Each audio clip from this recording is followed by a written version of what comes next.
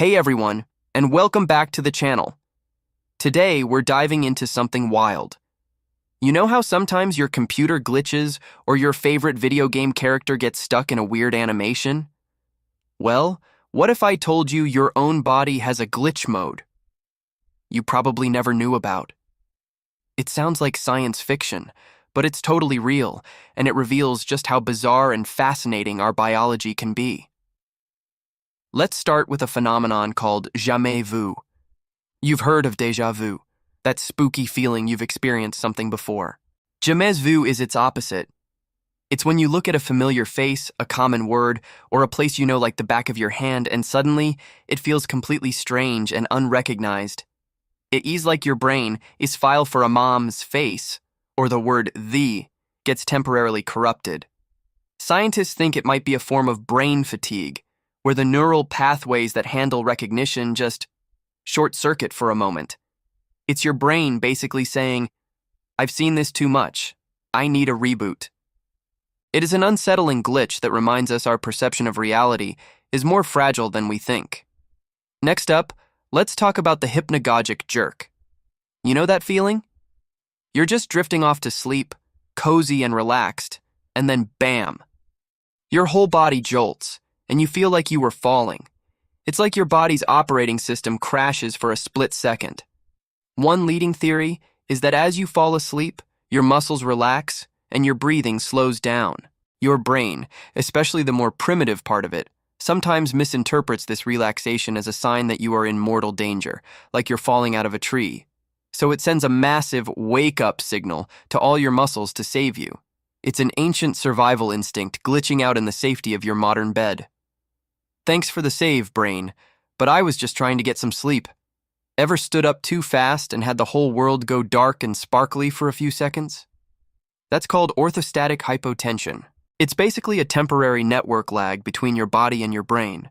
When you stand up, gravity pulls blood down to your legs and away from your head. Normally, your body instantly compensates by constricting blood vessels and increasing your heart rate to shoot that blood right back up to your brain. But sometimes there's a delay. For a few seconds, your brain's oxygen supply drops, and your vision goes fuzzy, you get dizzy, and you see stars. It's like your body's internal Wi-Fi just buffered for a moment. Stay hydrated to help keep your signal strong. Let's get into something even stranger: alien hand syndrome. This is a rare neurological disorder where one of your hands seems to have a mind of its own. Seriously, it might unbutton your shirt while your other hand is trying to button it up. It might grab objects without your conscious intent, or even try to slap you. It's not a muscle spasm. The hand performs complex, goal-oriented actions, but you feel completely disconnected from them, like it's being controlled by someone else. This glitch often happens after brain surgery, or a stroke that affects the corpus callosum, the bundle of nerves that connects the two hemispheres of your brain.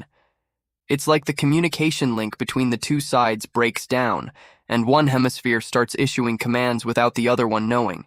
It's a terrifying and profound example of how our sense of a unified self can literally split in two. Here's a more common one: phosphenes. Ever rub your eyes and see a spectacular light show of colors and patterns behind your eyelids? Those aren't just your imagination, they're called phosphenes. When you apply pressure to your eyeballs, you're mechanically stimulating the retinal cells. These cells are designed to detect light, so when they get poked, they don't know the difference between pressure and photons. They just do what they do best: send a signal to your brain that says light. Your brain then tries to interpret these chaotic signals, creating those swirling shapes and colors. It's like a visual bug, where you're tricking your visual hardware into running a test pattern. Now let's talk about the weirdest yawn of all: the contagious yawn. You see someone yawn, you hear someone yawn, you even just read the word yawn, and suddenly you feel an irresistible urge to yawn yourself. Are you yawning right now? It's a glitch in our social programming.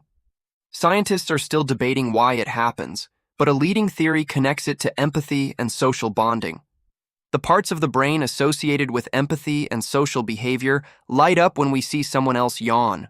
It's thought to be a primitive, unconscious way of synchronizing the emotional and physiological states of a group. It's like our brains are running an old piece of social code that says, If a fellow human is tired or bored, you should be too. Let's discuss a glitch that happens when you're in the middle of a sentence and you completely forget a super common word. This is the tip of the tongue phenomenon. You know the word, you know its meaning, you might even know what letter it starts with, but your brain just can't retrieve it. It's like trying to open a file that you know is on your computer, but the search function is broken. Neurologically, it's a temporary failure in lexical retrieval. The semantic part of your brain has the meaning, but the phonological part, which handles the sound of the word, can't be accessed. It is an incredibly frustrating mental buffer that shows how complex the simple act of speaking really is. And what about goosebumps?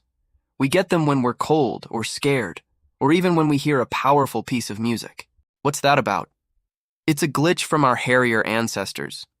The reaction is caused by tiny muscles at the base of each hair follicle contracting, making the hair stand on end. For a furry animal, this does two things. It traps a layer of air to provide insulation against the cold, and it makes the animal look bigger and more intimidating to a predator.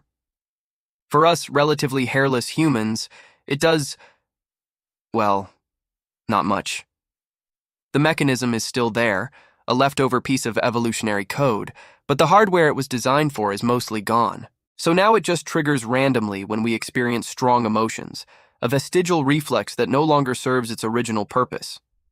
Another fascinating one is synesthesia. This isn't so much a glitch as it is a creative rewiring of the brain. People with synesthesia experience a blending of their senses.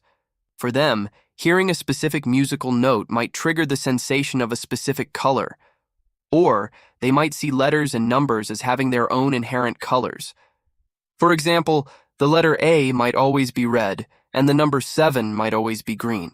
This happens because, in their brains, the neural pathways for different sensory inputs are cross-wired. The area for processing sound might have some connections spilling over into the area for processing color. It's a beautiful glitch that gives a small percentage of the population a richer, more interconnected sensory world than the rest of us. Finally, have you ever heard a faint, high-pitched ringing in a perfectly silent room? That's tinnitus. For many, it's a constant companion. Think of it as audio feedback in your head. It's often caused by damage to the tiny hair cells in your inner ear. These cells convert sound vibrations into electrical signals for your brain. When they're damaged, they can become overactive and send phantom signals, which your brain interprets as sound, usually a ringing or buzzing. It's like a faulty microphone that's creating static, even when there's no input. It's a reminder that what we hear is all just an interpretation inside our brain. So, from temporary brain freezes to hands with a mind of their own, our bodies are full of these incredible glitches. They aren't signs that we're broken. They're fascinating windows into the complex and sometimes messy systems that make us who we are. They show us the layers of our evolution, the quirks of our neurology, and the very construction of our reality. The human body isn't a perfect machine. It's a beautifully flawed, constantly adapting biological marvel. What are some weird body glitches you've experienced? Let me know down in the comments. I'd love to read about them. If you found this as fascinating as I did, make sure to hit that like button and subscribe for more deep dives into the wonders of our world. Thanks for watching, and I'll see you in the next one.